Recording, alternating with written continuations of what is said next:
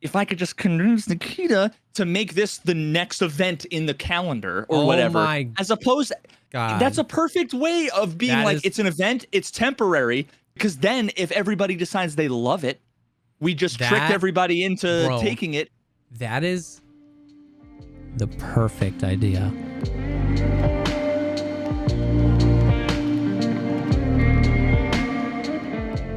What's up, everybody? Welcome to the podcast, the show dedicated to talking about all the poggers things in life, like music, content creation, and video games. I am one of your co-hosts, JesseKazam, an Escape from Tarkov YouTuber and streamer. I'm Veritas, the fresh maker. I just can't look at you when I'm doing the intro, or else it derails myself every time. I just look right at your face, dude, and I know you're not looking at me, but I know you're looking at me. Yeah, you know when I switch to looking at the OBS preview window. So good. As soon as you're like, because you do your smile, and then you instantly get self-conscious about, like your broadcast smile. You're like, oh shit, he's laughing at me. So then you start laughing, and then I start laughing. Yes. So what's up, bud? Oh man, not much. It's been crazy. We've done a bunch of 24-hour streams over the past few weeks, and yeah, GG's on the fucking subathon and everything. You're killing it, man. Thanks. Dude, that was crazy. Last week was my 30th birthday, the podcast with Nikita, and then that was a 24-hour stream. Oof, it was a lot. But I've never done a subathon before. Was it fun? Yeah, I mean it's still going on. So I kind of I was put a lot of thought into how can I evolve this into something that's doable with a wife and 2 kids, right? Because I'm not just gonna I'm gonna be live for as long as you want to sub. You know what I mean? I can't do that. For everything. But then I saw Landmark did this for a while. He's out of control. He just did the whole I'm gonna do a 24-hour stream, and if we get X amount of subs during the 24-hour stream, I'll just sleep for 8 hours and then do another 24-hour stream. And he did that for 2 weeks because he's insane, and I don't know how he did that. But I was like, all right, we can modify that. So we did the 24-hour. We put a sub goal. If we hit it, I'll do another 24 the following Friday. So we did 2. I'm doing 1 tomorrow, and you know what I mean? So that it feels we're spreading it out. So I'm not just live for 35 days. You know what I mean? Yeah, I mean, One Peg's in here. I saw he did a whole weekend, almost 4 days. I can't do that much time in a row. So we're spreading it out. But it's going really well. You ever seen that movie? Is it 127 hours? Oh yeah, with the guy that had to cut off his arm. I'm gonna do that. What, you're gonna get stuck on a rock for 127 hours? I want to stick my fucking arm in Tarkov and then drink my own piss for 7 days or whatever the fuck, and then I'll have a better time than I normally have. Just kidding. Tarkov's been okay. I was gonna ask how's Tarkov been feeling. Jesus. The last week has been a little bit of a mixed bag. Let me start with a week ago. We talked a bunch. I mean, we talked to Nikita, but me and you had talked a bunch offline about some cheater adjacent stuff that I don't really want to get into. But I was just having unrealistically bad luck to the point where I would 8 or 9 raids in a row, spawn on shoreline, run for fucking 20 meters, and just get shot and die. Over and over and over and over and over again. I tried night raids. I tried everything. It was really rough. And then I ended up, I don't want to give too much details because it will be counterproductive to my own fucking sanity. Yes. But ended up swapping servers, have a little bit of a how do you say, strategy maybe. How do you say? Yeah. You bought a lag switch. Things are much better now, yeah. Well, my aimball ran out of batteries a year and you just didn't know? Yeah. I didn't. Well, no, yeah. You got to do the whole thing where you take the 9 volt and you put it on your tongue and you could feel. Bro. Yeah. I used to do it all the time. So, yeah, I do it every day when I have to put new batteries in my guitar. Yep. Yeah, so then what I did was, because I was just getting super frustrated. So I was talking to Dashing Dot, who's another Tarkov content creator, fucking really smart guy. He knows like everything there is to know about skills and shit like that. And we actually had a nice chat for a couple hours, sharing a bunch of info back and forth. But he just kind of let me like vent, and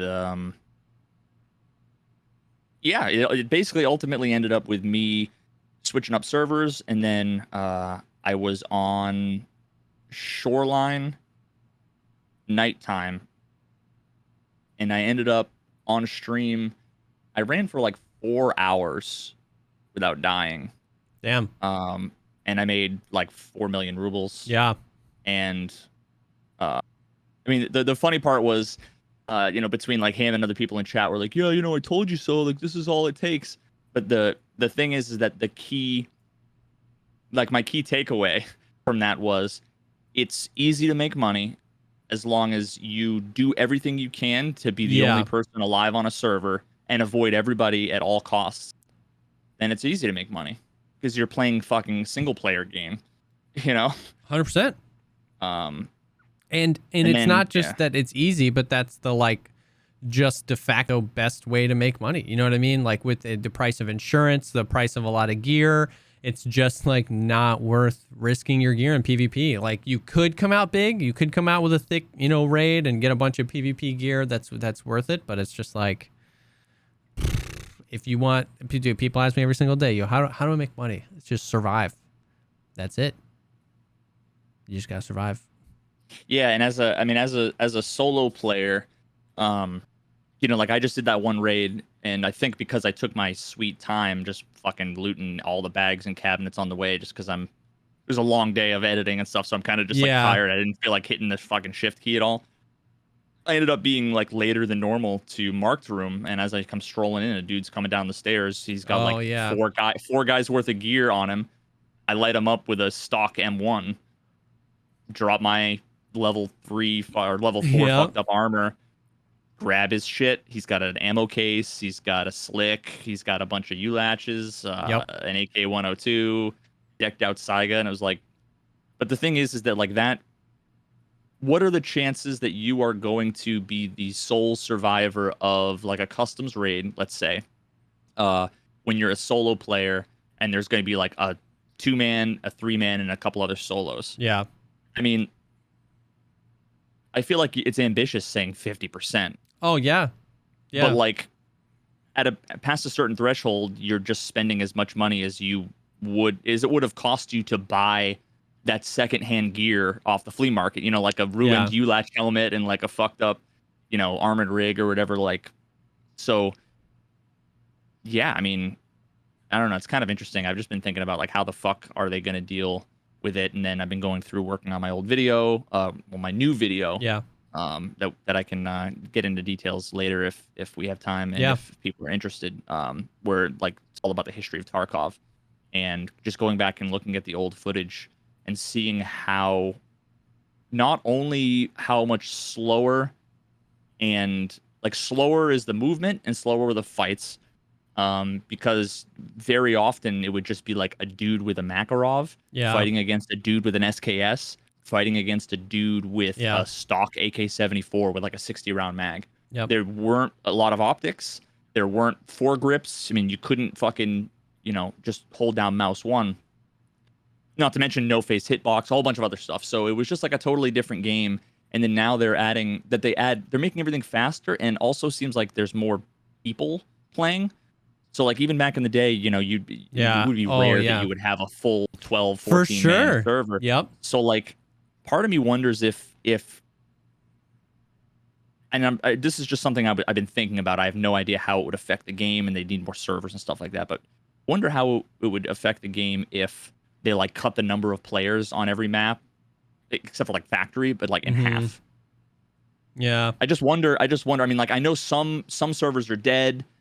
But of course. I wonder if like that would make it feel a little bit more like the old Tarkov, where, you kind of get a little relaxed because there's not always going to be a threat. You're doing a lot of scavenging, a lot of looting, whatever, and then you hear something go down and there's not going to be 50 people all converging there. There might be one or two. Yeah. I don't know, I just feel like it'd be interesting. I feel like you actually, that's, you bring up a really interesting point, which is that like, yeah, it feels like a game that is kind of sold as unpredictable. It you know what I mean? That's kind of the vibe it wants to give you. They want to give you the, like, you never know. It feels pretty predictable, and it feels like you're absolutely right. Like they're trying to, and this probably has to do with how full the servers are. You know what I mean? I mean, how many people are playing now versus how many people were playing back then, is that they are probably trying to push to the limits how many people they can get in a single raid. And that means no matter how many times they, you know, put in the patch notes that they're working on spawns, you can still. Was I with you? No, I was playing with Deadly. And we spawned on reserve in the, you know, the marked room building that's like by the bunker and the train station. And like I literally like spawned in. I was holding W before my screen was fully faded up from black, and all I did was walk out the door, turn left, and I saw a guy sprinting towards me, and we shot him. And we were a duo that spawned right. And I was like, and I'm not even saying that as a criticism of BSG, because I know that it's like they're trying to find that balance, right? Where they got a bunch of people, they don't want matching times to be long, so they push as many people as they can put in. The maps are only so big, so they have to put them there. So it's definitely. That's definitely an interesting idea, that if there were less people, it would bring some of the predictability back. I think part of it though, man, is just like we've rung a bell that can't be unrung, and that's just like Tarkov's a popular game. And when there's a popular game, there's metas, there's analyses of like exactly like Anton going into a raid with a kiver and a TT and just shooting his friend was as science as it got back then. You know what I mean? Like no fam, like a crazy person writing a like 62-page blog post. He was like, you know, he was like this, you know, crazy mad scientist working away. But it's too popular now. There's just, and I feel like there's a little bit of that just we can't go back. There's always going to be a meta loot spot, a meta spawn, a meta gun, a meta armor, a meta value, a meta item. And it's just like, I don't think they can ever fix that. You know what I mean? If they cut the people in half, it would still shoreline. There would still be whatever the spawns were. It would still be bum rush to the resort to get the LEDX, and it might distribute the wealth different, but there's a slice of that I feel like just comes with, it's trendy, it's new, it's exciting, it's a popular game now, you know? Yeah, I mean, we'll have to see what happens. You know, there's still kind of the question of, you know, open world question mark, which is exactly what I said during the interview with Nikita. Dude, and I was like, he didn't give anything. But the infills thing is interesting. So if they make these, if they even just make the maps the size they are now, if they make a shoreline raid last, you know, 3 hours, and there's some sort of randomized loot spawn, and you can infill into a raid, that's a way to bring that questions back, and you just never know, you know? For sure. And there's been a lot of conjecture, I guess. That was probably one of the most not controversial. It was the most eyebrow-raising thing he said. Yeah, exfills and infills, and everybody was like, and that was what everybody's major takeaway was, just like what are infills, what are infills, and for all we know, like I heard a bunch of different people say like he might have just meant like slightly different mechanics around spawning in. Yeah, I thought that too. It might not be anything having to do with remotely like open world or mid raid, you know, infills or whatever, or maybe he misspoke. Yeah, and meant to, you know, I don't know. He could have just legit meant spawn points. You know what I mean? Who knows?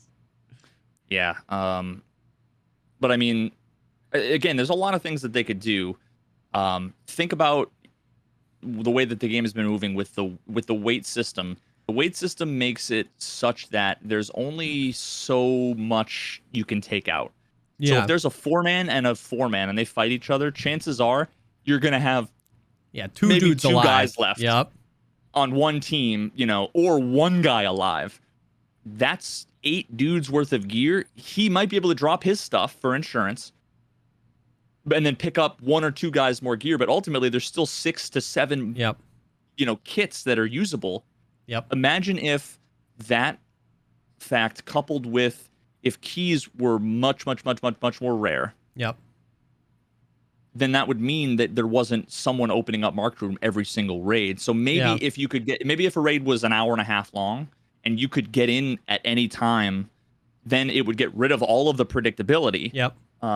Anybody would be anywhere. I mean, that would be no different, like, for all intents and purposes, than open world. You might spawn in 25 minutes in when somebody just got a kill, grab their stuff, and they're on their way out. Yep. And then you might walk to marked room and the door might be locked and there might be 7 bodies there. Yep. You know, who knows? For sure. It would definitely bring a scavenger feel to the game. You know what I mean? We don't spawn in and we're never really just like finding a dead body and then scavenging to see if there's anything left. You do that as a scav sometimes. You do that even fewer if you're a PMC and a fight broke out on the other side of the map. But it would be interesting to have that be a core part of the thing. Yeah, you're finding the one guy dropped the 3-man, couldn't take everything, took what he could. You stumble upon that and you're like, oh, there's a nice little AK here or some mags with some BT. You know what I mean? Yep. I don't want to. I mean, like if you look at the I keep all of these things are so intertwined. Dude, everything, yeah. The history of Tarkov video, what I've been starting with, I made a timeline. Let me just explain it real quick. I basically want to go back to pre-alpha, pre-0.1, like announcement trailer. Nikita's a baby, you know, 7 years ago, effectively. Yeah, effectively. And I'm timelining out and documenting the history of the game from the beginning, every major patch, all the additions, all of the meta shifts, all of the glitches and bugs and exploits, and all of the what people were doing, what the game was like, what the community was like, all of that shit. And I'm trying to go pretty deep with it. So one of the things I did today was I grabbed the alpha trailer, and I don't know if you were here for it. I might play it. I'll probably play it at least one more time today. Yeah. Just like a 3-minute intro that I made for this video that I finished right before the stream. That's essentially, it's the alpha trailer, but it's cut up so that I reenacted everything in 12.11. Wow. Literally, it was 2 hours ago. So like I have the same gun, the M4 with like that the brown rail with like the EOTech on it, and he like finds the EOTech in raid, and then he finds a shotgun and is loading up. But there's so many things that are totally different. Yep. And I juxtaposition those two things, but then also there's things that are like identical. Yeah. So like one of the things, it starts off with over by the trailer park on customs. And the guy's got his, little fucking NVGs. He pops down. He's got a Makarov, and it's just a bear with a Makarov, and it's like he's like level 6, and he's just walking around picking up shotgun shells one by one, like going through all of the fucking storage containers. Like that's the shit you used to do because there wasn't an infinite stuff everywhere. You had to. It really was almost post-apocalyptic, right? Like you had to find your shit. Yep. But then, I walk over to like number 62, and he walks in, and there's a shotgun on the like box with some shotgun shells. And then I walk over, and the door is closed. You can't get into it anymore. So it's like, huh. So then my guy turns around and walks away over, and then there's a car sticking out of the like one of the other bays. And on the trunk of the car, I have a shotgun with the shells. I staged it there. So then I walk over, grab the shotgun, and start loading it, and literally every other like frame, I'm cutting back and forth between the alpha trailer, and the animation's identical. That's He's like, sick. Click, and it cuts in, but like obviously the graphics look different because I have post effects, and it's a lot newer, and there's a whole lot of other effects that weren't there before. But it's pretty sick. So there's just a whole lot of side by side. But looking at the old alpha trailer, dude, it tells you. See, it's hard to know. I don't want to say that like that is the way Tarkov was meant to be, because that was like they just put up the scaffolding of this building and they're like, check out this sweet house. Yeah. Like nobody wanted to live in that shack, but at the same time it was still had like a fucking essence about it. For sure. And that old Tarkov is, I think, what a lot of us fell in love with, and it's so different today. So sort of for better or worse. So that's kind of what I want to talk about. I mean, that's a really fundamental thing. We talked about that a lot in our private conversations about how like they're allowed to move the goalpost. They're allowed to, while they're building the house, go, you know what? Now that I think about it, what if we did this? But you know, if we don't know that that's happened, you've got people that exactly judge the game based on what its original vision was or what we thought the original vision was. You've got people that come in and judge the game based on what we have now or what they talk about now. And that is a hard thing. Yeah, it's hard to be like, because you want to give them, I want to support them in making whatever game they make, but then also support their creative decisions to move or change things as they see fit. And so it's really, I mean, like right now, still, when you're at the trader screen up at the top, it says traders, flea market, and auction house.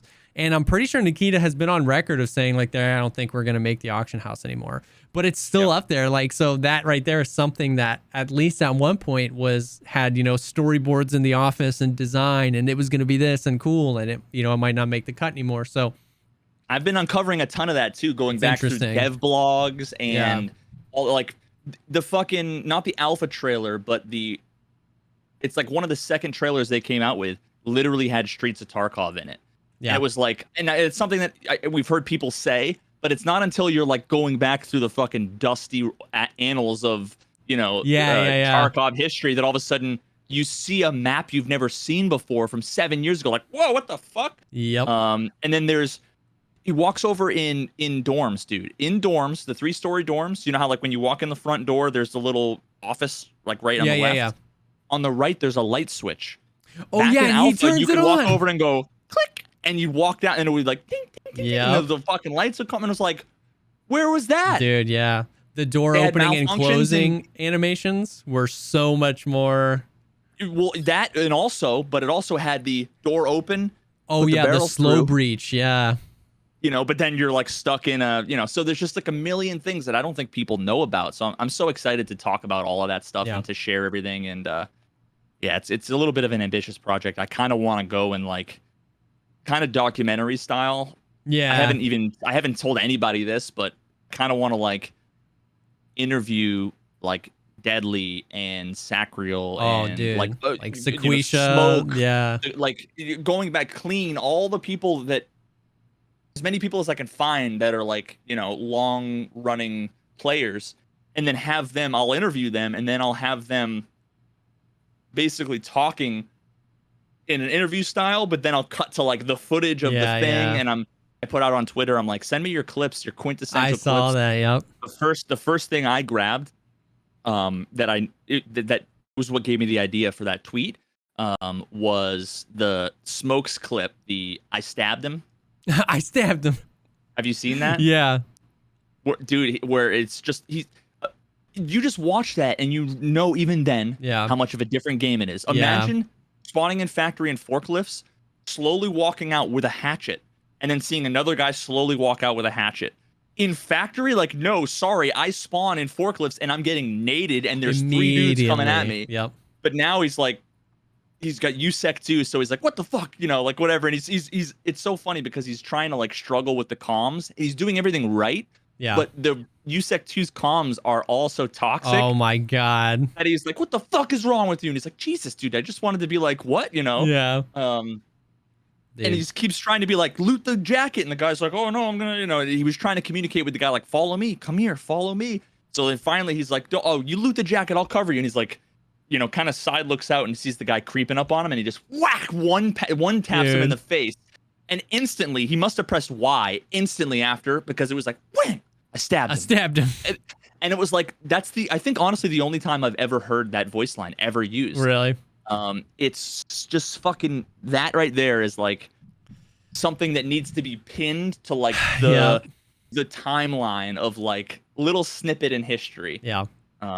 So yeah. Yep. It's really interesting. I would love to, I mean, of course, we'd love to pick Nikita's brain or anyone from BSG about anything, but this specific topic of like, how the game has evolved and how like the spirit of the game has evolved with it. You know what I mean? It's just like I love that. Yeah, who knows if the spirit of the game now is what Nikita always wanted. Yeah. And he just needed to build stuff towards it, or if the spirit of the game kind of changed with popularity, Yeah. and who knows? Only Nikita knows. Because But I think when we talk to him, yeah. I think I know.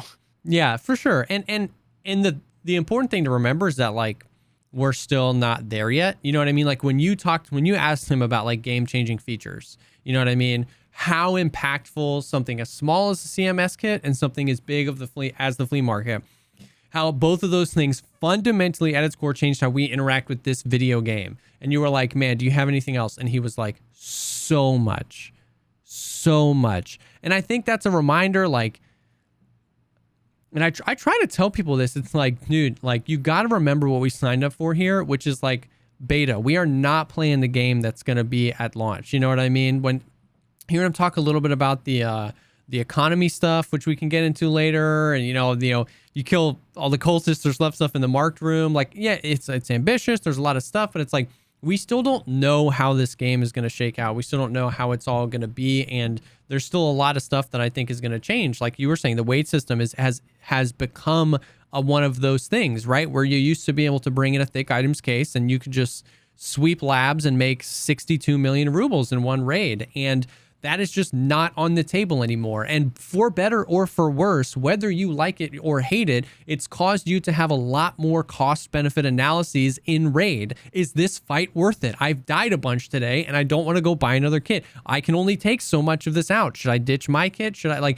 you're doing that more, whether you like it or not, because of the weight system. You know what I mean? And so it's interesting, and I'm already like, we definitely don't have to camp out here, but I'm already seeing like a bunch of people post it in chat. Like if you just think it's as simple as like get rid of the flea market and the game's going to be in a better place, like you're looking the wrong way. You're looking the wrong direction for multiple reasons. One, because they spent like it's a core part of the game and the original vision, right? Like the flea market thing has always been up top there since alpha. It's always said traders, flea market, auction house. So that's fundamentally a part of the game that they've always wanted in it. So you, as somebody who's got 62 hours in the game, saying if they just take it away, it would be better, that doesn't really make sense. Secondly, the big man himself has bold-faced said on multiple occasions it's never going anywhere. And you're just looking the wrong direction. Like, you know what I mean? I think it's more about what's coming alongside of the flea market or how the flea market can subtly change to support those things. I was going to bring this up. You know that I can get caught up here for hours, but like earlier when you were talking about how you miss some of that old gameplay where it was like some guy had an SKS, you had a Makarov, and nobody knew what you were doing and fights lasted longer. Like I go back to my, I know that a few other things would need to be tweaked, but no ammo, armor, or guns on the flea market. Oh yeah, no, that's you know what I mean? Because it's like now all the other aspects of the game, the hideout, the quests are all still supported from the flea market, by the flea market, and by found in raid. But you could be level 49 and have 16 million rubles, but have to bring in an SKS because you lost your last slick and you can't just buy another one. You know what I mean? Yeah. You might have an SKS and a trooper armor, and it's like, you know what I mean? So like stuff like that where. I keep coming back to that where I really feel like that would give us the best of both worlds. It would be a flea market rich experience, but the fights and the combat would be unpredictable and fun. But yeah, I don't know. Completely agree. I really, really, really tried to communicate that. It was a couple months ago in like a call with Clean and Nikita and a few other folks. I don't remember now who was there. Because there was the whole concept, the topic of we want rarity, blah, blah, blah, but we also want people to be able to make money if they, aren't good at PvP and blah, blah, blah. So I thought I really tried to propose that as the ultimate solution because, Nikita had said how much he like wants to limit Nikita and Clean and a whole bunch of other folks, right? They talk about like we obviously there's gonna be scarcity and there's gonna be rarity. So you can't have that and also have the flea market and also have the ability to craft all of the good shit, right? Yeah. Because obviously that just means there's like 27 sources for fucking everything. Yeah. And which means that There is you no know? scarcity. Yeah, so then all the newer players, I basically said like remove the ability to craft the high tier ammo then. And then Nikita had said like the response was and these are where sometimes I feel like conversations get lost in the weeds where it was like, okay, remember that the initial issue is PvP will be better with like scarcity of high tier everything. Yep. Ammo, armor, decked out guns. Okay. That's the problem that was like the initial thing that a lot of, I mean, I think pretty much most people from newbies all the way up to veterans, except for like the Uber Chads that want to just hold Shift W, and that's fine too. I guarantee you'll have a way of doing that. Yeah. You know, you're probably not going to be running short on gear. You know, you'll figure out, you know, but you know, the veterans want to get back to like a slower paced, you know, better, more, what's the term, like scrappy combat. For sure. And then the new players want to be able to compete and feel like they have a chance. So it's like, great, cool. Civilian flea market. Get rid of those three categories. Oh, well, you know, the thing is that people, you know, they're afraid that they won't be able to, you know, get it or whatever. And it's like, well, they can craft it. Oh, well, you know, but when you craft it, it's found in raid, which doesn't make sense and just shows how this, how it was tacked on, you know, a vestigial sort of leftover in the design process. So make it so that ammo that you craft isn't found in raid, or that you can't sell it on the flea market. Like, there's a number of ways you could do it, right? Like, if you want to make it so that the newbies have a chance, they can craft 995, but they have to use it. Exactly. Or they can craft it, but they can't just flood the market with it, because you'll just have all of the casuals flooding the market for all of the chads. Exactly. Because no casuals, 98% of the casuals aren't going on the flea and buying 995. Like, the casuals we've talked about this before, the casuals want the ability to access the gear. But when given that access, they flip it and they only use said access to make money off the gear. They craft it to sell it because they can make money that way. The few cases where the unfortunate newbie says, I just grinded Hatchet Ran or whatever for 3 days to get enough to buy 90 rounds of 995, and then they go into a raid and die before they shoot a round of it. Exactly. And they don't realize that, that's unfortunate. You know, but by and large, people that have some hours into the game, it's not the casuals buying the 995 off the flea market. It's not you're removing their access. Exactly. It's giving somebody access that supports the other game loops of the game. You want high tier ammo, either go kill somebody for it or craft it. And if you don't want to craft it, it supports that scavenger mindset and game loop. Go find the items you need, craft it. Now I've got it and I've got to use it. And they don't even have to, like, if it's civilian flea and there's no armor, ammo, or guns, then they don't even have to worry about changing find and raid or non-find and raid, because you just can't list it on the flea. So now you got to use it. So it's like, it supports the gameplay of the other things. And you mentioned something really quickly where, like, you can tell that a lot of these things were tacked on. That's a really important thing to know, because the thing is like, when we talk about my own idea, civilian flea, that requires a lot of other changes. That means the traders need to be reworked, because what they have to offer for sale and for barter is largely been changed because of access to the flea. It means loot needs to be different. But the thing we have to remember is that we're 4 years deep on, oh no, there's a problem. Well, let's put this Band-Aid on. Oh no, there's a problem. Well, let's put this Band-Aid on. Oh no, there's a problem. So now it's like a really important thing to realize is, moving forward, any long-term solution will require a lot of fixing of that, right? Like, there is no, like, because I would say then to you, if you say get rid of the flea, it's going to be the same thing. Well, now nobody will have access to anything, because so many of the things are like barter only, or not even sold by the traders anymore, or sold in crafting, limits. Questing, exactly. looting, I mean, everything will need to change. So it's like, it's all intertwined. So it's like, and I'm not even here to crap on the devs. I know that they're doing their best, but I'm saying it's important to realize that we live in a really fragile house here. So any idea is going to require a little bit of that. Like, but I still think the core of the whole civilian fleet, it would require some other tinkering, but it only supports. I honestly don't think it would be that much. I don't think that much. I just think just a little bit, but like, I really just think it supports, it makes the hideout better. It makes PvP better. It makes scavenging better. You can still be an Uber Chad. You can still play slow. It doesn't exclude anybody. It affects everybody equally. Like, it's one of those things where I just can't, you know what I mean? Because that's what I'm looking for in a change. It's like, I want it to support the other pillars of the game. And it feels like it makes the hideout play so much more impactful. You know what I mean? Like, to grind your hideout up, to have the even ability to craft these things. You know what I mean? Like, what would, I mean, like, I kind of want to dive into this, because normally what happens is I start throwing this off a Twitch chat, and then it's like me and 75 people that are all either totally in agreement and don't need to say anything, or say the same asinine shit, over and over again. I just got here. Are we talking about getting rid of the Flea? So like, let's just imagine Escape from Tarkov exactly how it is today, except you couldn't buy guns, ammo, or armor. Yeah. So first of all, off the Flea.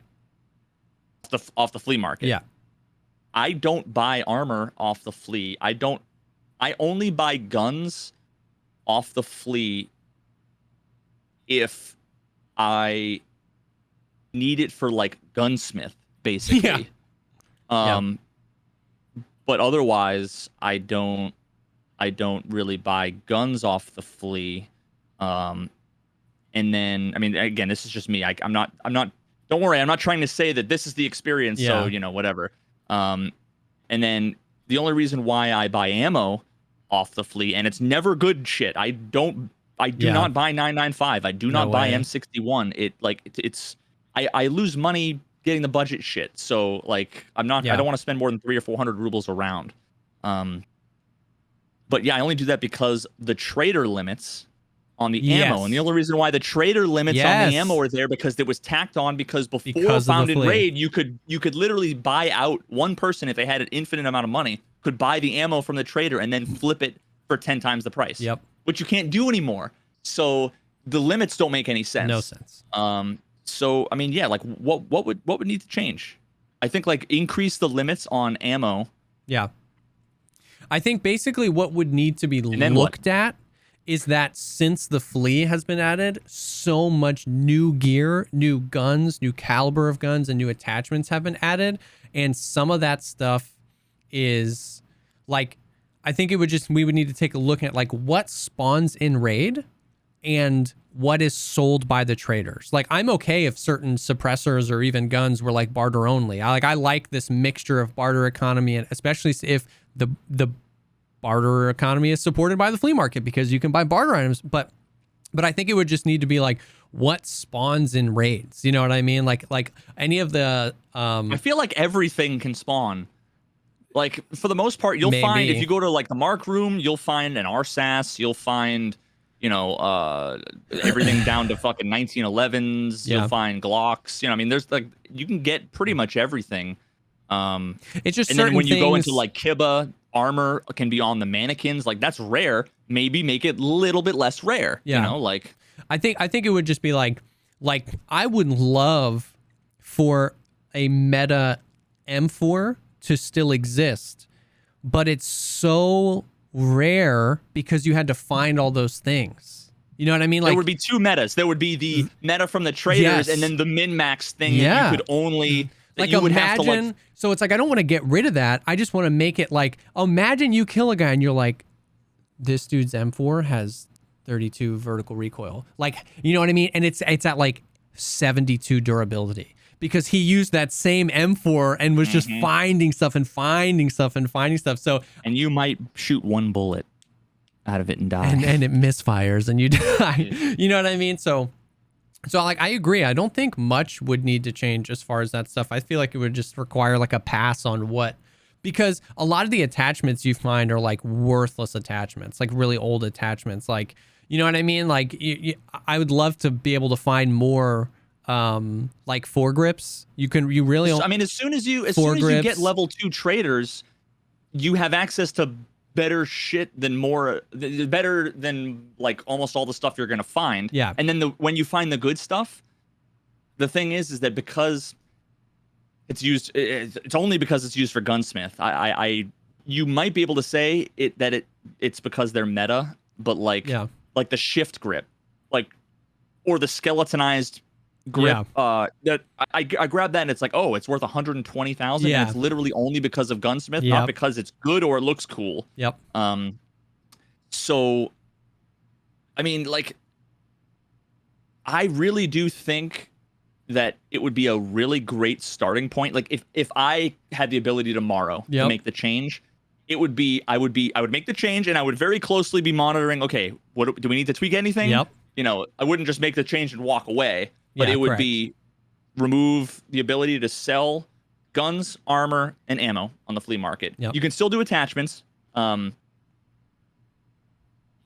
I would also want to remove like 80% of the shit from the traders. Yeah. See, that's an interesting point. The attachments. I'm back and forth on that, because then if you find an M4, you can just buy all the attachments to make it a meta M4 off the flea market, and we're kind of back to square one.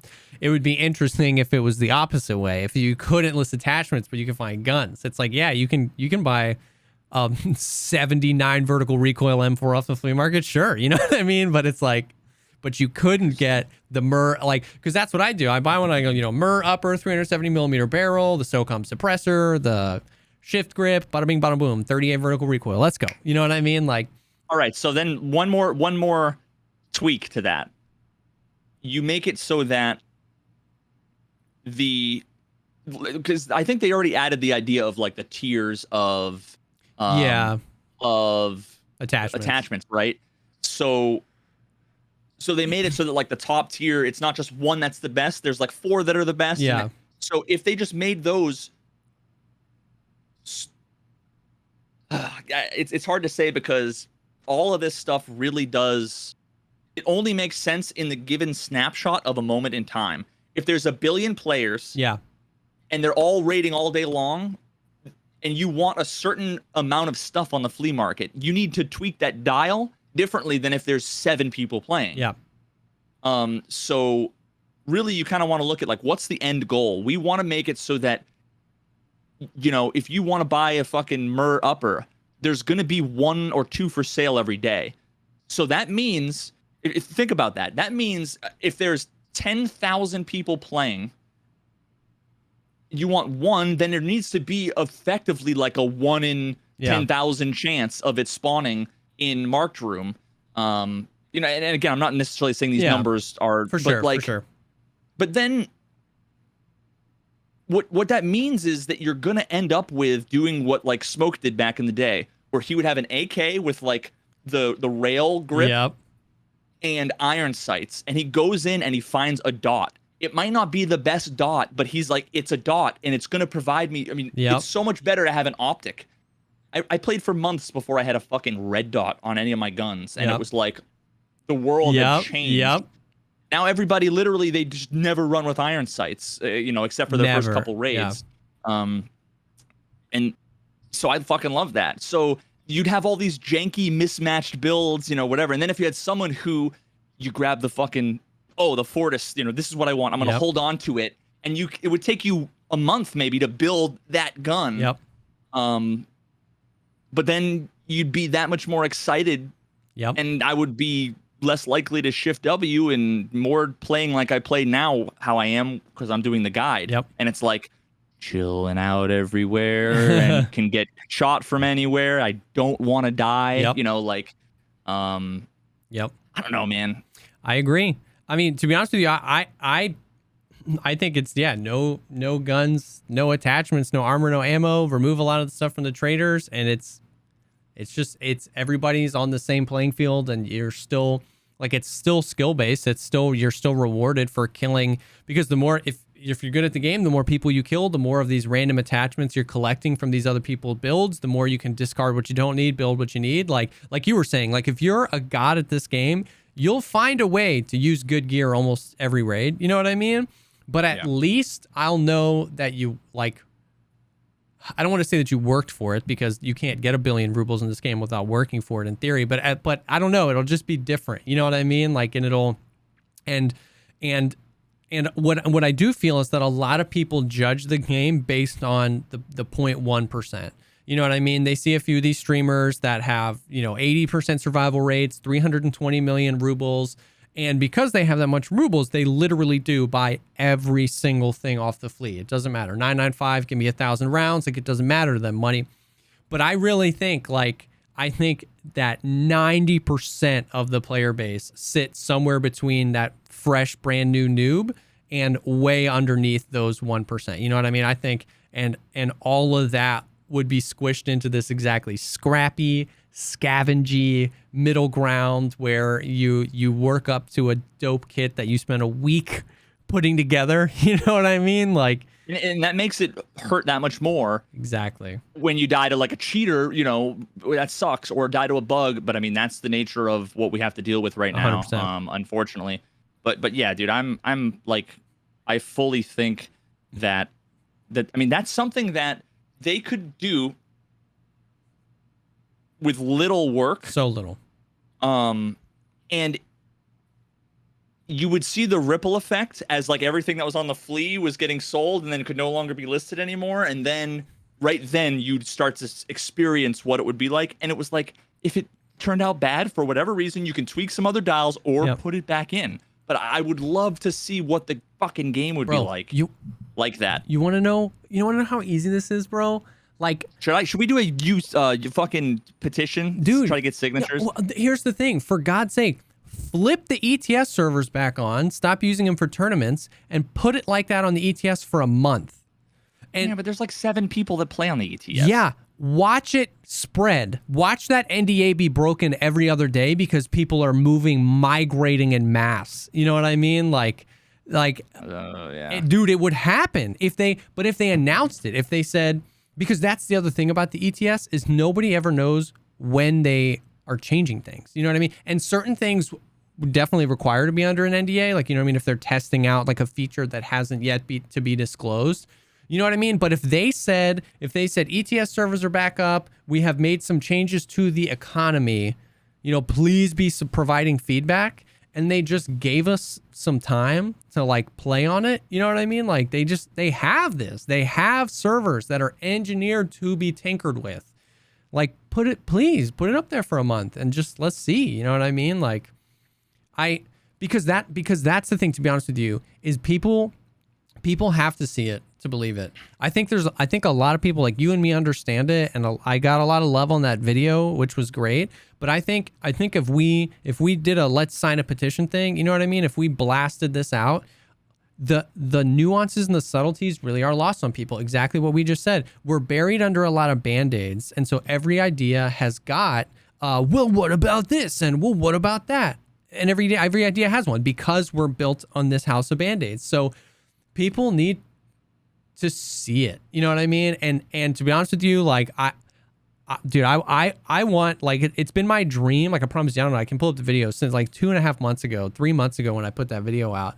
So just like, I would pay $10,000 to get an hour one-on-one with me and Nikita to pitch it. Nobody else around, offline.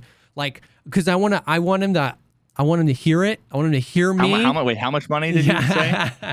You know what I mean? I just want to get your Nikita broker. I've got one in stock. I want to get his thoughts on it. You know what I mean? Because he hears a billion ideas a day. You know what I mean? He's glossed over to it.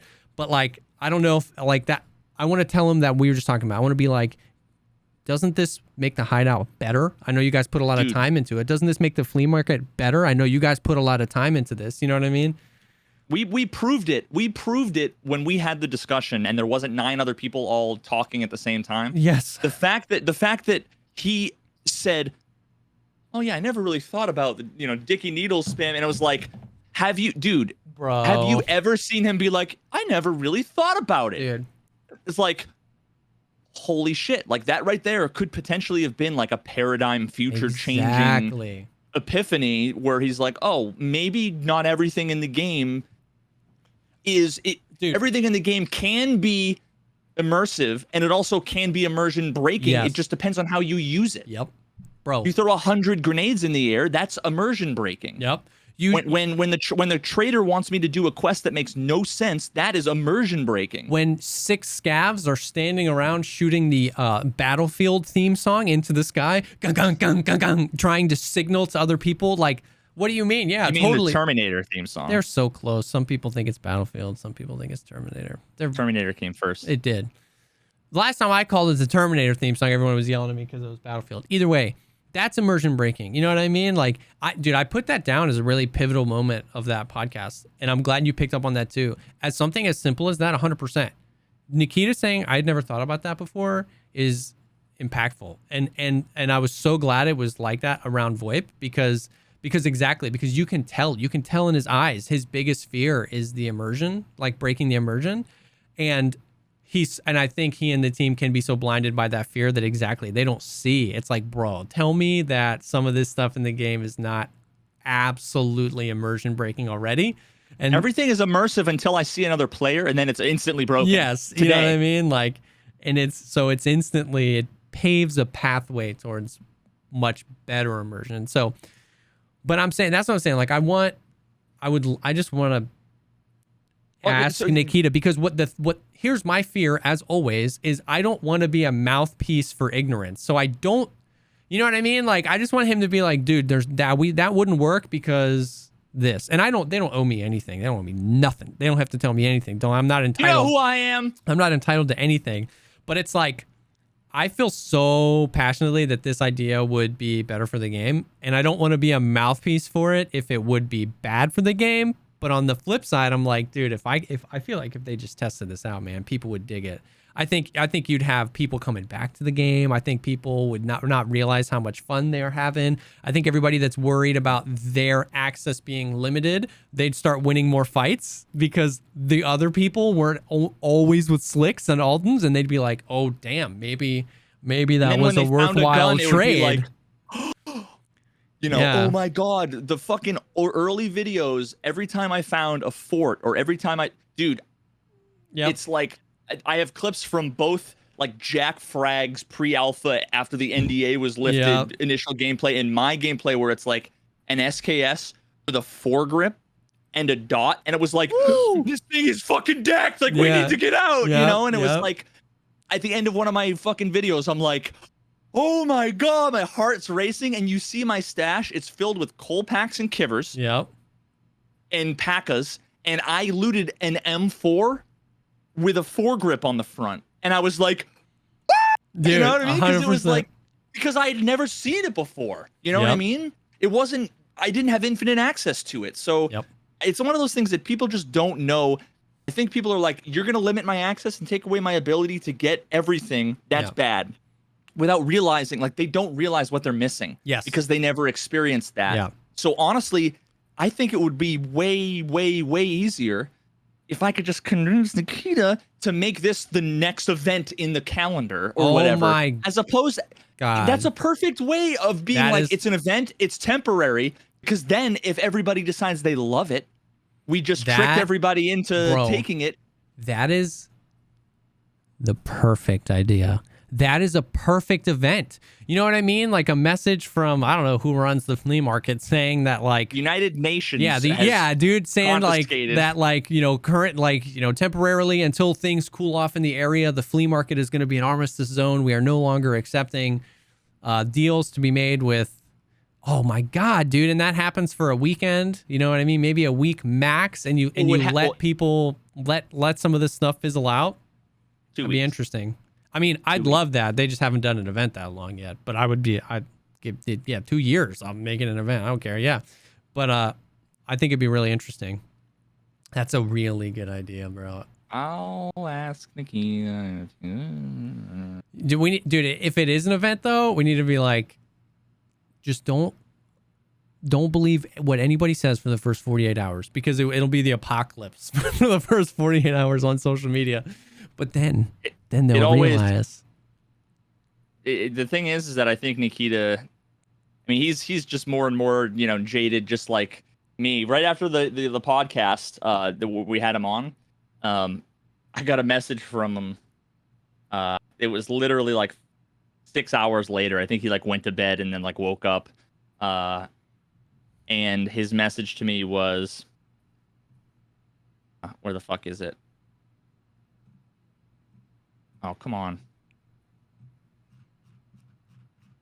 So this is after the podcast? We've talked a lot since then. Jesus. Just yeah, okay. homies. So this he writes, check the post on Reddit about today's podcast. I shouldn't mention Reddit on the podcasts. Comments are shit. And the thread was literally, and I love, there's 3 bullet points from the thread. Dude. Nikita is a lying sack of shit, and we went too easy on him. Oh, that was probably about 10% of the comments. And then the other 90% are... So glad I didn't see this. They're almost always, which I love. Oh, they click on the video and they see my face. They go, oh, a Veritas? No thanks. Someone give me a TLDR. He's insufferable. Jesse's a nice guy. I'm like, Jesus you know what? Christ, dude.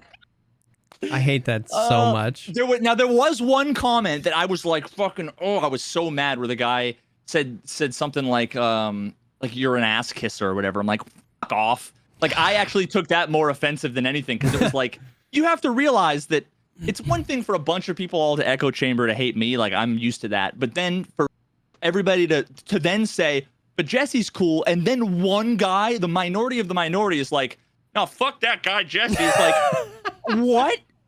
Are you kidding? Oh, they were saying I was the kiss. Yeah, that you were the kiss ass. That's what made me mad. I was like, that made me more mad than people saying I'm a fucking arrogant blowhard or whatever. I'm used to that. I had some dude write a novel on my YouTube comments saying that I was just water. No, he had ever called me water before. Isn't that interesting? You just water. You water, my friend. You just water, my dude. And I was like, hey, dude, I'm so glad I didn't see that. It's not surprising, but I'm very glad I didn't see that. Just because, dude, why? Why do you even play? I felt bad. Like, why are you on the Reddit? You know what I mean? Like, just go play Fall Guys or Among Us. Like, come on. They genuinely think that. I mean, they probably don't play. To be honest with you, they just troll. Yes and no. See, as much as I think that they're all degenerate, ignorant morons, at the same time, I still try to see things from their perspective, in the same way that, like, when I debate people on fucking flat Earth or whatever, like, I totally recognize when people are like, you would say that because you know, or they are.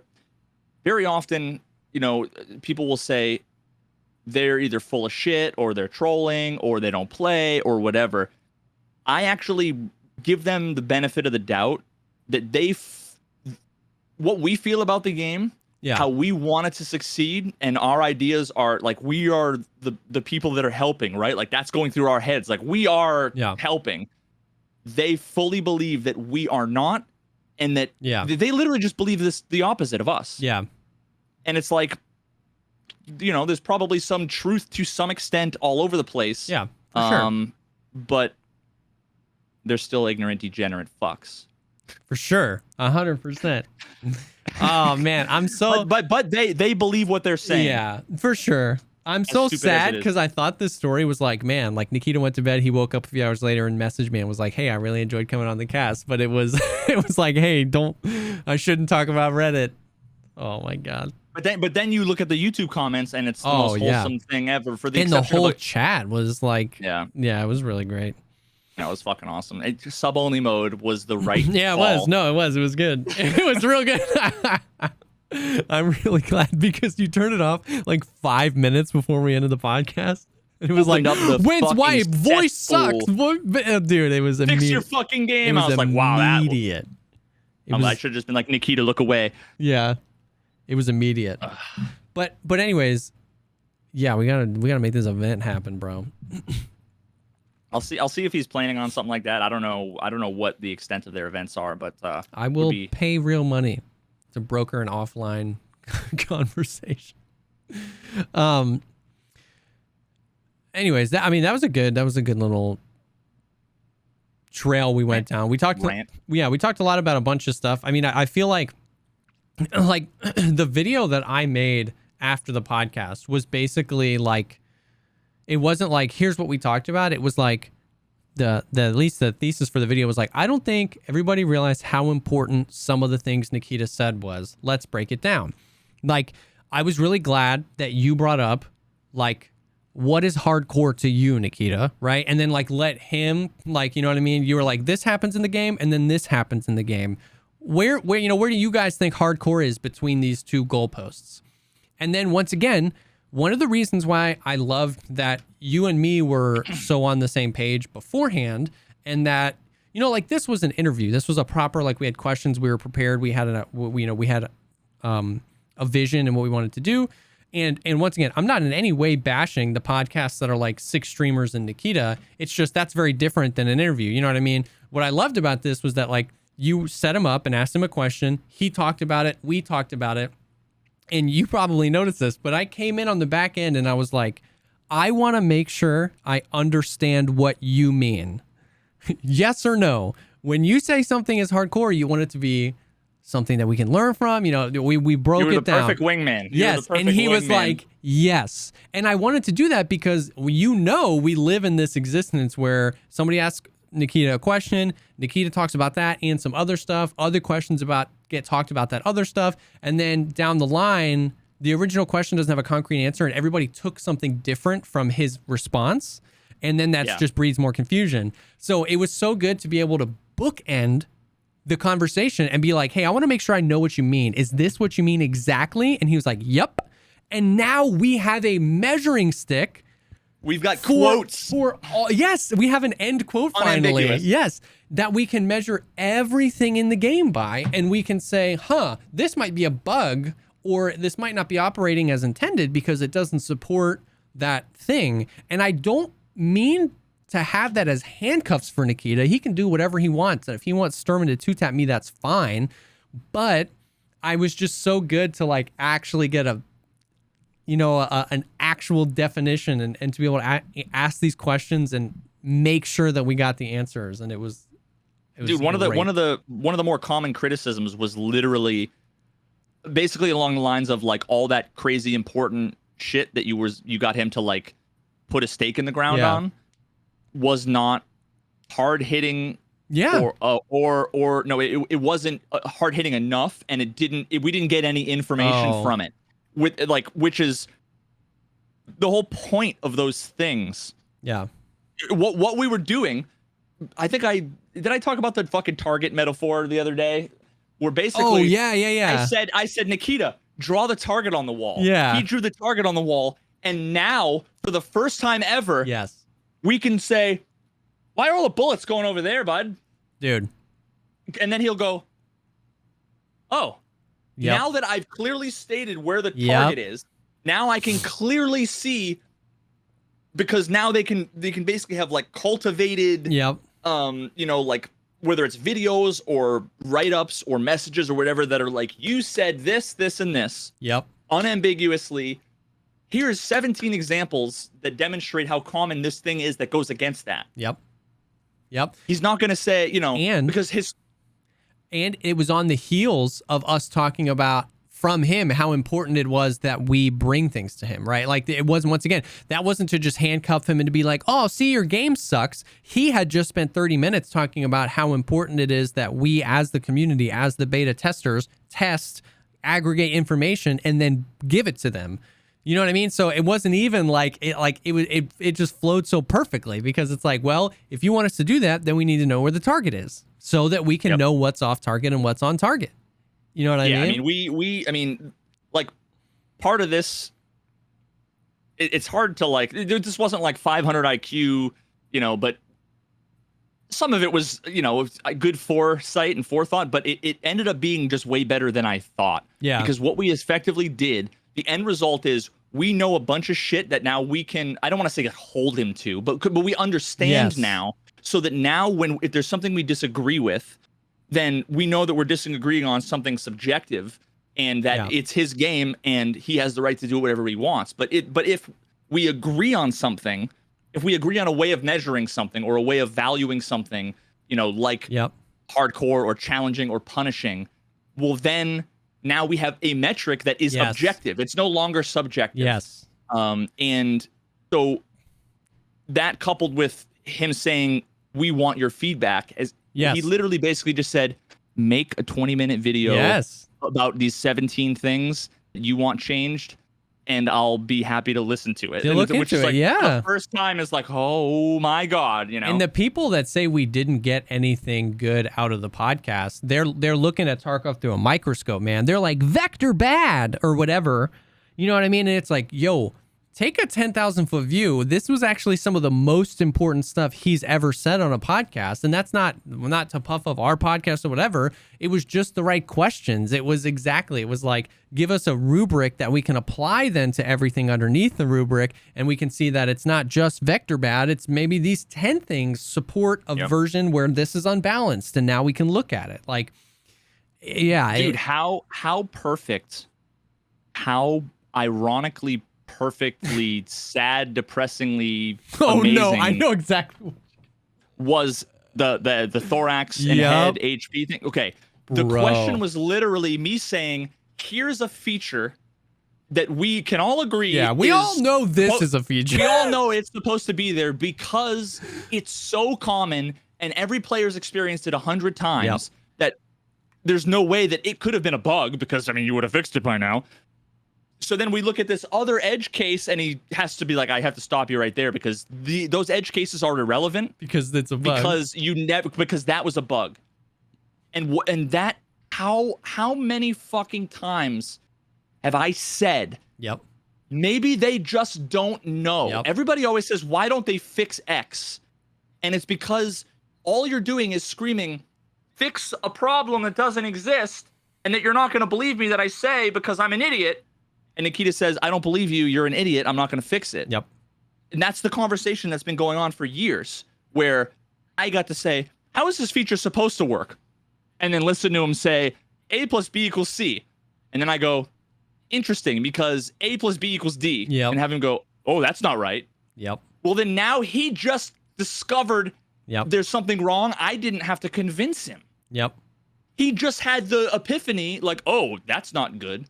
But that demonstrates everything I've been saying for so fucking long, which is like core fundamental mechanics about the game can be broken completely for a shit ton of years.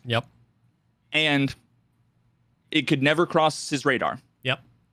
Absolutely. And it's happening again. I messaged you about the insurance thing. I don't know if you saw that. But like, do you know about like the insurance bug that's going on right now? Like, insurance is more expensive. I've heard a bunch of people mention it. I keep forgetting. Insurance is more expensive. We've all seen that. And this is a perfect example, because there's two narratives going around. One is, and this is understandable, that it's intentional, that they're nerfing insurance. People in the community have been calling for a nerf in insurance for a long time. I know people that are like, insurance is a cool concept, but it's way too OP in 5-mans. You know you're going to get your stuff back. You know what I mean? 100% of the time. And I'm like, hey, that's a fair point. I don't necessarily know if I have the solution, but that's a fair point. So insurance is infinitely more expensive. And a lot of people just think that it's supposed to be. But you can actually... Honestly, I assumed that. Me too. But people started noticing, and you could watch it, and people have been able to document this. As you level up proper, insurance gets more expensive. And that's actually in the game, that it's supposed to get less expensive. Like, that's for the same items? Yeah, for the same items. So like somebody, Wait, is it the same for therapists? I don't know. But there are people out there that's like, you can insure a slick, it's $30K. I turn in a quest, now I'm level 3 proper, now it's $50K. And it's supposed to go the other way, where in lore, as you level him up, you're supposed to get like slight discounts on insurance. Yeah. It's flipped. And everybody thinks it's a feature. So we were talking about it in chat. I had a bunch of people report it. I reported it. I took a screenshot of my insurance screen and I sent the bug report. I said, hey, I'm pretty sure it's supposed to go the other way. If it was an intentional bug, just let us know. And it's another example where the head being blacked out thing, we all just assumed it was a feature. You know what I mean? And it's like, it's crazy. So I mean, it's kind of like the bystander effect, where like, I'm not going to call 911 while this person's getting beaten because somebody must already be calling 911 or have called 911. So, and then nobody does, and then the guy just bleeds out in the fucking middle of the street. So I'm hoping that people are reporting it. Like we talked about the other day, I had like 3 people reported it. I reported it, but like I'm hoping that that's getting around because we're all spending, actually like millions and millions of extra rubles in insurance. And a lot of people think it's a feature. And I don't know that Nikita knows. You know what I mean? Like, so here's the thing though. Like that is actually a really specific, think of all the systems in the game and how complicated they are with all their formulas. They're so dynamic and so complicated that I had to make a simulation that done 10,000 runs to get an idea for like what the result is. Yeah. I don't know if they do this. I'd be surprised if they did stuff like that. But like insurance in real life and should be in the game, it should be based on the value and the risk. Yeah. So, but nobody's ever done the calculus to try to figure out what's the percent, because there's so many variables. What are the chances of you getting something back? How does that change with the value? How much, when you have to repair it, like to figure out if it's worth it. So now, I mean, I don't know if that's I've been insuring fucking everything and been spending shit tons of money. Oh, so much money. You're definitely losing money solo if you're insuring everything. Yeah. I mean, so who knows what the actual calculus is. Maybe I'm losing an assload of money, or maybe I'm breaking even now. I don't know. But I mean, if somebody had a good idea the other day, or at least an interesting idea, that what if it just didn't insure forever? Like if you insured a kit and ran 5 raids with it and didn't die, you'd have to reinsure it. You know what I mean? Like, honestly, it makes more sense to me that like something what Tower just mentioned in the chat, that if you survive 5 raids, why would that's the equivalent of driving your car and not getting a ticket and not crashing. You don't want your insurance to go up because it's like, well, you haven't crashed yet, so you're probably more likely to crash. Like, no, you should get a fucking discount. But in the same vein, if there were people with 95% survival rates and their insurance was like a few thousand rubles for a whole kit, you know what I mean? Like that doesn't, I mean, that makes sense from an insurance company's perspective, but it feels like, it just feels bad. You know what I mean? Like you're trying to learn the game and you're not getting anything back because it's twice as expensive to insure. You know what I mean? Like, oh, well, yeah. I mean, so what I was thinking was, it would be a sliding scale in the other direction, meaning like you wouldn't be paying more than you're paying now. It would just only get cheaper. Yeah. But I mean, again, like that you'd probably have to change like insurance fraud because that changes the whole thing, right? You can't just crash your car, right after you buy it just to collect your check. Yeah. Like it just doesn't work that way. And once again, it's rough because like thinking from the insurance company's perspective, like insurance would get cheaper the more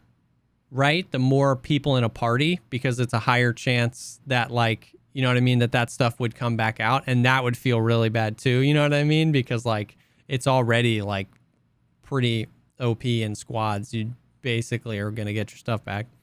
I don't know. We don't, the point wasn't talking about insurance. The point was that's another bug that can very easily masquerade as a feature. Oh, yeah, and that's right. That's what I was talking about. So with insurance and with the health systems and with the market systems and with all the different stims and all of the ammo and ballistics and armor, those are all so complicated that you actually, those are things that you couldn't really have a conversation with Nikita about the specifics. Yeah. Like, I mean, I guess you could say, like, what do you want the time to kill to be? Yeah. Or how many bullets should it take? And if he says between 2 and 7, and then you point to him and say, these bullets take 857, bullets to kill. If you have level 6 armor and it's this shitty Makarov bullet, like that's, ridiculous. So yeah, but you can't like really. They're so complicated that I'm sure he just doesn't know. He there's no way he can know unless he played all day every day, which I wouldn't expect him to. For sure. To really know the actual like emergent properties of all of these systems. Yep. Which is why they should do more testing, tweaking things, changing things to see like what would happen if you change this dial and you turned it this way. Oh, everything's totally fucking bad. Turn it back. Yep. No harm, no foul. Yep. Otherwise, you just have a bunch of people saying. The conversation is always on all those other podcasts is, even though I don't know what you want, and even though I don't know how the system works, and even though you don't know how the system works, and all of the complexities of all these systems, I want you to change this thing because I think that changing this thing will fix a problem that may or may not exist for everyone. And then I don't know that you agree with. And then, so then there's just talk about like, do you agree? Do you disagree? Do you agree? Well, that's not how that works. That's not how that works. For sure. Insert zeroing conversation all over again. So I don't know. I'm excited because I just feel like now I kind of have a model of how I want to talk to Nikita going forward, and I think it's just going to be a lot more fruitful. I mean that was one of the first few times that first of all I heard him say fuck you to all the crazy tinfoil hat douchebags, but also just being like really chill and laughing and smiling and talking about like, it was just a great time. It was great. Yeah, it was an awesome time for sure. Bro, the fact that we got confirmation on the bag drop, like you and me both reacted so strongly to that and he just like glossed over it.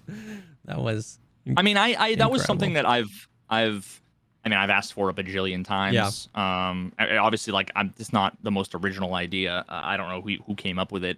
Because it's been talked about for so long that who knows who the fuck it was.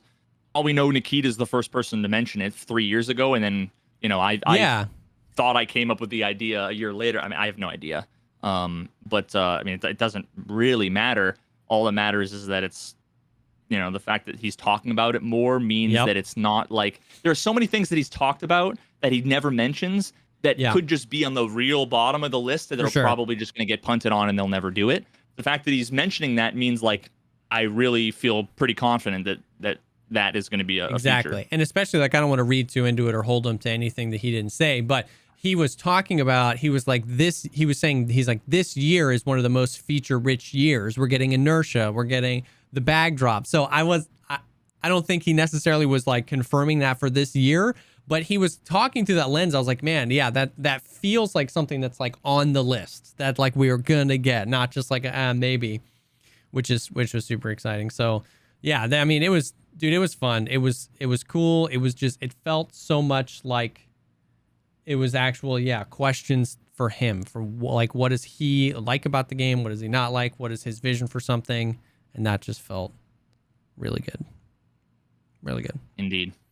Now, I understand there's a new patch tomorrow. Yeah, so, I mean, this isn't really news. They just tweeted. They said that 12.11.2.3. This is literally... No, yeah. This is literally patch 12.11.2.3.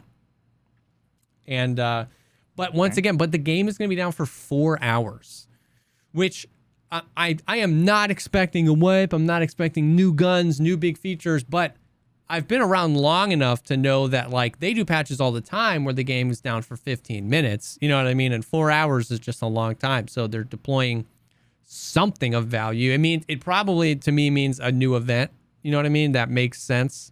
Yeah, it could. I mean, there's a number of things it could be. Yeah, and maybe some bug fixes. You know what I mean? Like, I think normally they say it's going to be a lot longer than it is. Yes. Because the way that a deployment works, I can't speak on behalf of BSG and video games, but as someone who's worked for a number of different companies that either have like websites or servers or apps, apps are a little bit different. But like we used to have deployment parties. The first job I started where it was like, we have like 2 months worth of work. We're going to deploy it. And it's like, we'd all be huddled around this guy, Kevin's machine. He'd have his fucking terminal up and he'd be doing all the commands and he'd, hit a button and it would be like deploying. And we'd all just be like, and it was like, 30% of the time it would instantly be like, boom, everything's like, oh shit, no. oh fuck. And then it was like all night you're gonna have to spend picking up the pieces because you fucked something up. Someone did a mistake. They merged something that shouldn't have been. Whatever. And sometimes it's just like processing, migrating, complete. And you like look at like the fucking stats board and you see that like the green light's still on and you're kind of like, okay. But but we always used to say like we would start the deployment at like Wednesday at 1 p.m. when we get pizza because it's like we might be here all night. Yep. When best case scenario, the way that we'd expected, it would take 15 minutes. So I don't know if they're just like trying to buy themselves time for some fuck up, or if they're changing over server infrastructure, or they're updating to some new version of server software. I have no fucking idea what they're doing. I mean, the last time they did this, we got 12.11.2 and we got like patch notes. Like it was enough bug fixes and slight tweaks to features that we got like patch notes. So I'm not saying we are guaranteed going to get that, but I was saying it's at least noteworthy when they say we're doing an update, we're pulling the game down for 4 hours. It's like there's potential for some. You think it's Streets? Minor changes? Yeah, totally. And Lighthouse and Inertia all at once. And it's gonna be a wipe. Yeah. Yeah. I'm already getting people that are like, the wipe's got to be soon, right? Like, oh it's gotta be my soon. god! Yeah, I'm like, wait, you're fucking. I'm like 6 months. At least. Yeah, like, dude. Fuck off. This really does feel like it's gonna be one of the longer, if not the longest, we are in wipes. it for the long haul, boys. It feels like it. You know what I mean? They can do whatever they want. But we know what he did confirm on the podcast was 12.11.5 before 12.12. So we know 12.12. He said they want Inertia and they want VoIP and Scar and a few other things that could be moved around. They originally said they wanted Lighthouse in 12.12. Lamau, that's probably been pushed. The last time he talked about that, he was literally saying on the Russian podcast, he was actually saying, he was like, I am less optimistic about that. So we know we have 12.11.5, which we have no idea what's in that. And then we have 12.12, which won't be a wipe. So yeah, dude, we're a ways off. We're a ways off from a wipe. I mean, listen, we've got... And then the whole 71 Kappa thing still reads to me like it's going to be a long time. Yeah, I think it's going to be a long time, but also I genuinely feel like the events, as long as they are smart about it, can keep things a little bit fresh, a little bit more on our toes, and a lot of other quests that are more grindy, you know what I mean? Like kill Sherman 25 times, like, okay, well that's going to be tough when the same time you want to also kill Killa 100 times, you know what I mean? Like there's a lot of those longer, more complicated but huge XP quests that might make it so that 71 is much more feasible than we thought initially. It wasn't 71 identical to last wipe, which is impossible. So yeah, who the fuck knows? And 12.12 is going to have VoIP. If you nail VoIP, I don't care when the wipe is, dude. You know what I mean? Like if they nail VoIP, bro, then it's like it goes back to what we were saying. It's like when's wipe? It's like think pre-flea market and post-flea market. Like that's how big of an impact that VoIP could have. Like completely and fundamentally changing how you interact with the game if you so desire. But you know what I mean? So it's like you know what I mean? That could be dope. You know what I mean? So I feel like I said, you know what I mean 12 times. But do you know what I mean? Mm-hmm. Okay. So yeah. So new patch tomorrow. It's probably nothing of crazy importance. I really hope it's the fucking spinner after the raid thing, because that'd be amazing. I mean, I've been talking to a couple different people. some folks at BSG, but then also Nikita. And I was under the impression, they were working on it, they were looking into it, and then I was surprised by Nikita's reaction the other day. I sent him a message, and then at the end of the video, I had to put in the little video because he said he wanted a clip of it. I had to put in the 2 minutes of just Spinner on the fucking just the cherry on top, and he's like, "Whoa, you still have that issue like semi-logs?" I was like, "Oh no! Wait a minute, are you two not talking?" Yeah, so I don't know. I don't know. I hope. I just fucking I can't stand that shit anymore, dude. Yep. Hopefully that'd be nice. Did you see the blunt damage changes that came kind of out of nowhere? That was really interesting. In a nutshell, I have a feeling that based on my understanding of it, and I know what the formulas are and stuff, people are freaking the fuck out. They are. And I feel as if, at least for now, if they had never told us, we probably would have never noticed, which means to me that it's fucking, who cares? Irrelevant. Yeah. That's why I wanted to ask you about it, because exactly. It's like 40% is a lot, it's a large portion. But if blunt damage is two HP's worth of damage, it's just 3 now. You know what I mean? So people see 40%. Why wear armor? Dude, the comments were like, pistolings for days, boys. And it's like, wait a minute. I feel like we need a deeper definition here. I actually didn't even see what Battle State said. But what? So let me pull up their thing and see if I can actually read a direct quote. Was it on their... It's on their Twitter. On their Twitter. Okay, blunt throughput damage increased all armored equipment. 20% helmets, 40%. Let me pull up my fucking ballistics engine and see. I can tell you.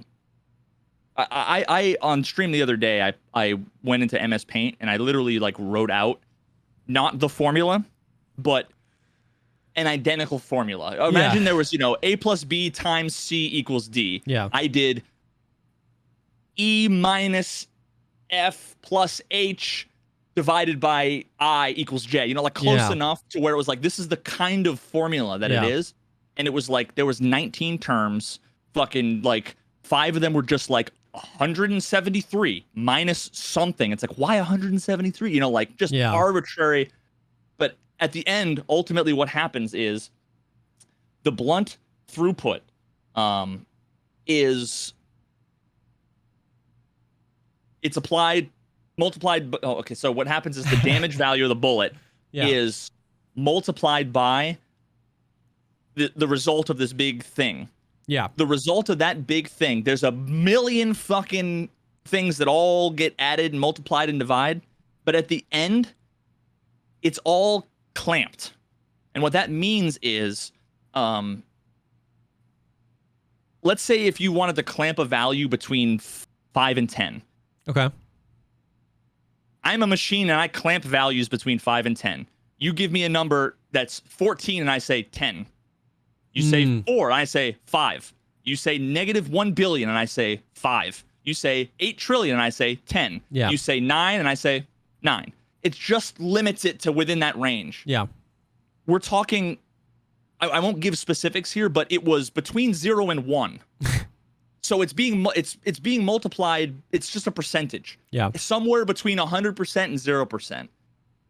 So 20% and 40%, again, depending on how they mean that. I'm looking at it. I'm not sure, but it very well could be that rather than, let's say, 10% to 90%, well, now it's 30 to 70, which, if you think about it, you're talking about maybe it's essentially 20% of the damage of a bullet, which, let's say it's 50 damage, might be 8, 9, 10 max.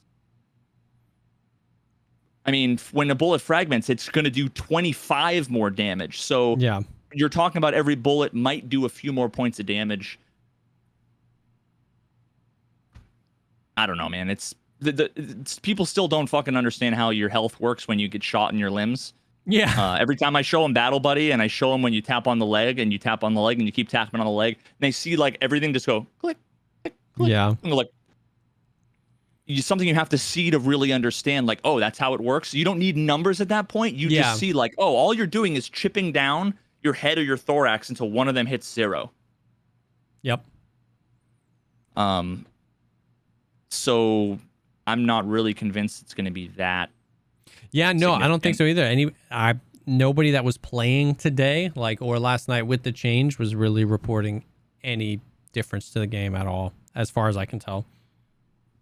So it'll be interesting.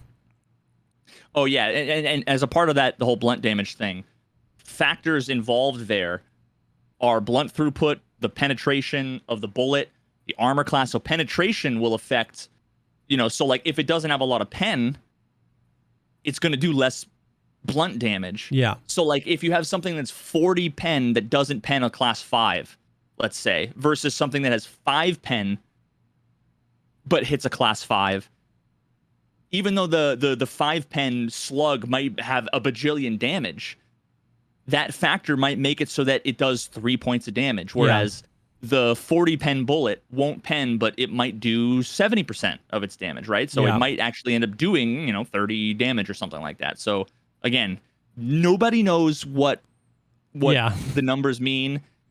I don't even think Battle State knows what they mean. I guarantee you that I would be extremely surprised if they could answer any of the questions that like Battle Buddy answers. Yeah. I.e. like, okay, if you have this armor and I have this gun and I shoot you 3 times, how much HP will you have and what will your durability of the armor be? Yep. There's nobody that can nobody that'll be able to do that. They'll have to go into game and do it. Yeah. I hope I'm wrong. Yeah. Because they should have like a fucking literal calculator. Yeah, for the systems that they've made. Yeah. Like plug in all the numbers and then run a script and it should tell you all of the results, something like that. Who knows? But at this point, people are freaking out. And, it's like if I told you that carbon emissions were up by 17 nanometers per picoliter of whatever. People are like, oh my God. That sounds crazy. We're going to die or melt or something bad's gonna happen. Ice Age. It's different. It's bad. And I'm scared. Picometers. Oh man. Yeah. I mean, I assumed as much. I was like, I don't think this is gonna be that big of a deal. But I didn't know because I don't know the numbers either. So I was like, let's just wait and see. And luckily, everybody on Twitter was the same. They were like, you know what? Let's just wait and see how this goes out. It was really nice to see. It was pretty cool. Indeed. I mean, that's pretty much it as far as like what's going on in Tarky land. We talked a little bit about your history of Tarkov video, which is very exciting. Whoops. Yeah, it's going to take a while, I think. I think it's going to be a little bit I can only imagine. One. So now I gotta is the figure out trailer if I wanna do video a separate video? Because I want to see that. I mean, I can play it right after the podcast if you want. It's literally like, it's as long as one of the Tarkov songs. It's like 3.5 minutes or something. But I was working on all of the Photoshop assets because I'm making essentially like a massive infographic. It's like 40,000 by 20,000. Like it's just huge because I want to essentially like have animations to where I zoom in and then zoom into like a picture. And the picture is the thumbnail for the video that then starts playing full screen and then zoom out. And so I have all these, but I started to think like a lot of times what happens is I make all of the assets and then I start editing the video and then I realize I should have made assets differently because it would make the workflow of the video much easier if like all of these were individual pieces as opposed to like boil down into like a JPEG because then you can animate stuff individually. So I'm like, before I do anything, I need to start editing the video and try to just start in the middle and try to build something I can use as a template to help me. Interesting. And then I had the idea about splicing in the fucking 2 things. And then 3 hours later, I had this. Originally, what I was going to do is it was going to be the intro because I recorded basically a 2-minute introduction about what the goals are. Yeah. Then I'm like, this video is too good to put voiceover on it. Yeah, you just gotta let now it it's rip. like, do I just have the 3 minutes be the intro, or am I going to lose everybody beforehand? I don't know. Honestly, I feel like this. I can't believe I didn't really think about this until fairly recently about how like meaningful a video like this could be. I mean, like I make videos that get 50, 60, 70,000 views, but like you look at the alpha gameplay footage for Tarkov, it's like 3 million views. You know, like there are some.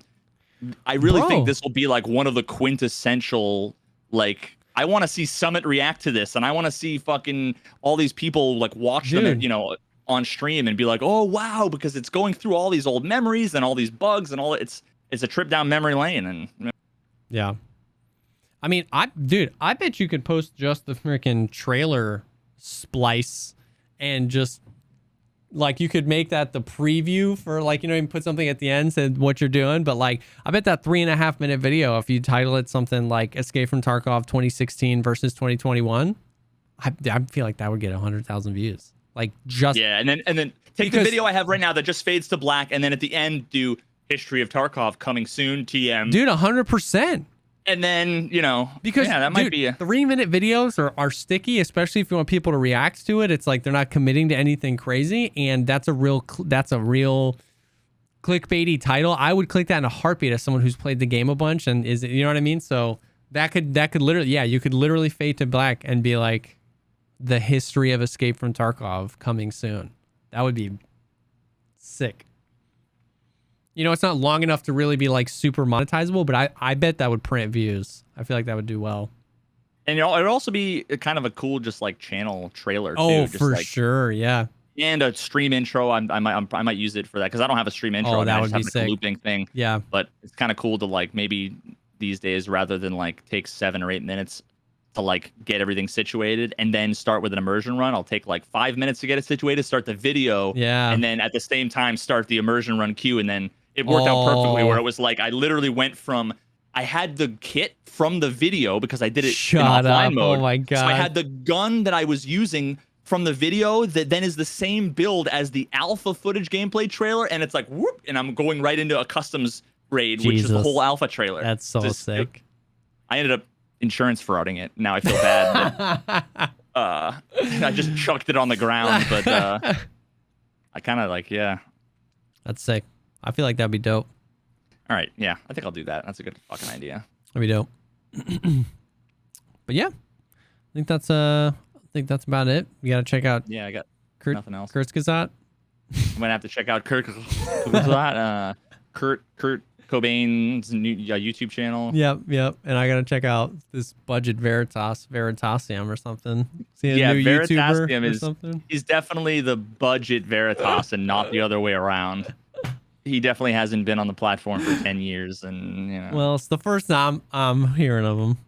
I guarantee you've seen probably a dozen of his videos before.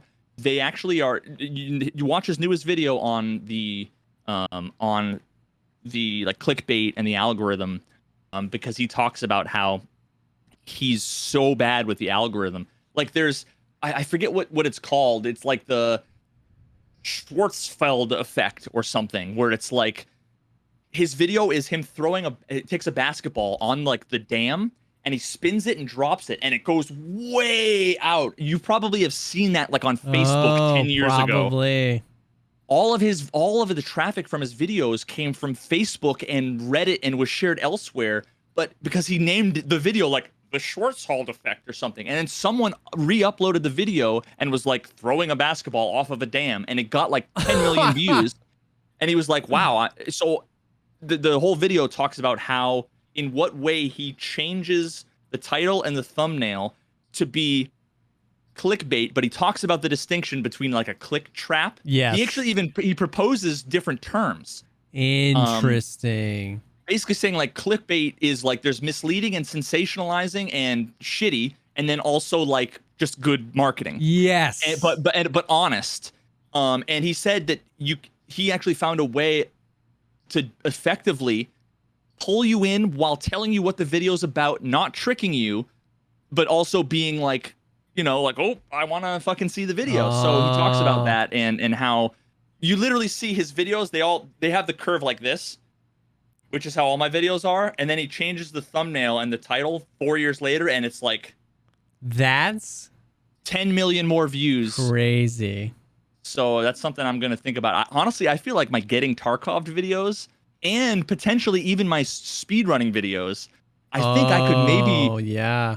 Because those are all, they underperformed, even though they had nice, succinct, perfectly simple, you know, UX designer kind of fucking simple font, you know, whatever. You know, maybe I'm just gonna. Dude, and there's no harm in it, right? Like, because there's for most of us, no way a video a few years later just decides to go viral without intervention. So there's no reason to go. There's no reason not to go back and attempt some new science on some older videos. Yeah, and apparently people, you know, like Mr. Beast, he talks to Mr. Beast during that whole thing. But apparently a lot of people, what they'll do, and you can only do this since they added real-time analytics.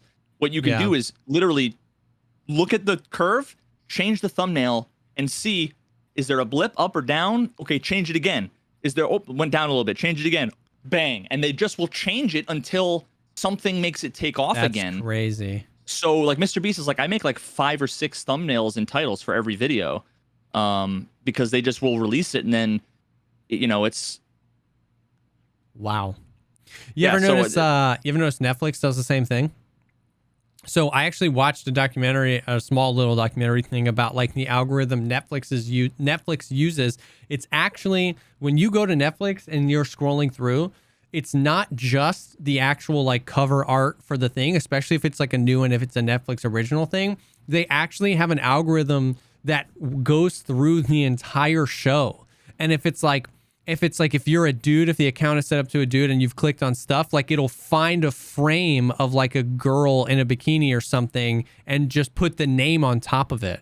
And then they realize that might, like, oh wait, she doesn't have anything to do with the story, she was an extra, and then they'll change it. You can scroll kind of like YouTube when it auto generates thumbnails based on like, but it does it live. You can pull up Netflix right now. You can scroll, like look at the thumbnail of something, scroll down, scroll back up, and it can be different. It's not always, but it's literally, it can happen that fast. I've been with my wife and I'm like, we want to watch this, but it's like, what's this? And you scroll down and then we just scroll back up and it's like, where did our show go? And it's in the same spot, but it has a different thumbnail.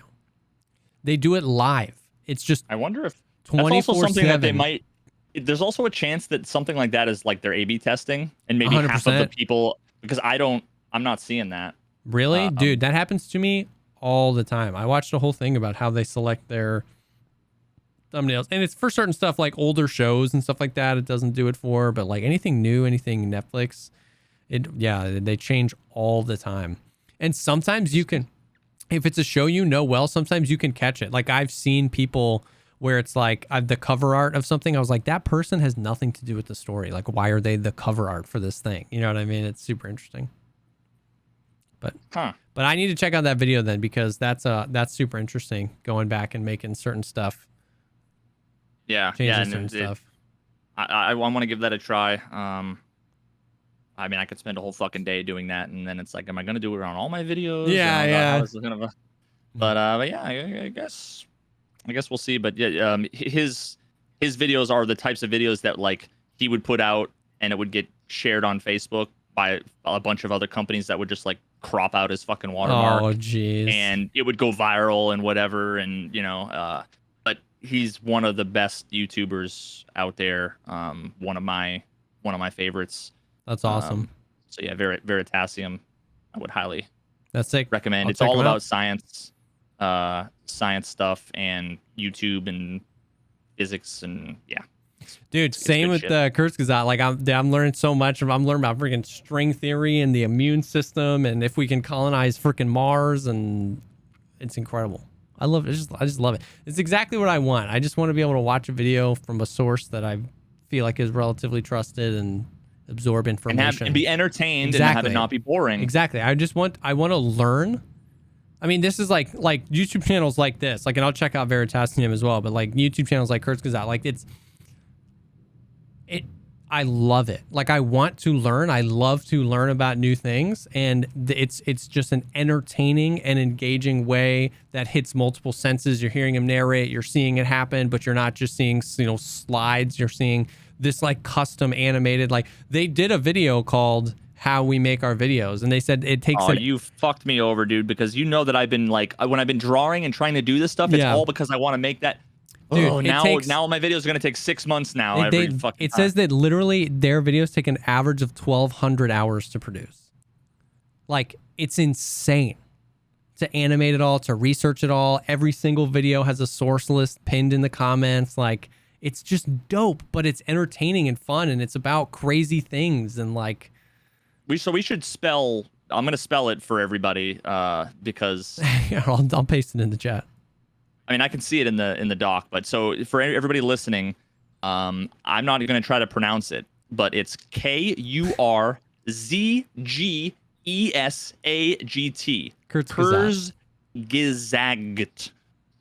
Kurzgesagt.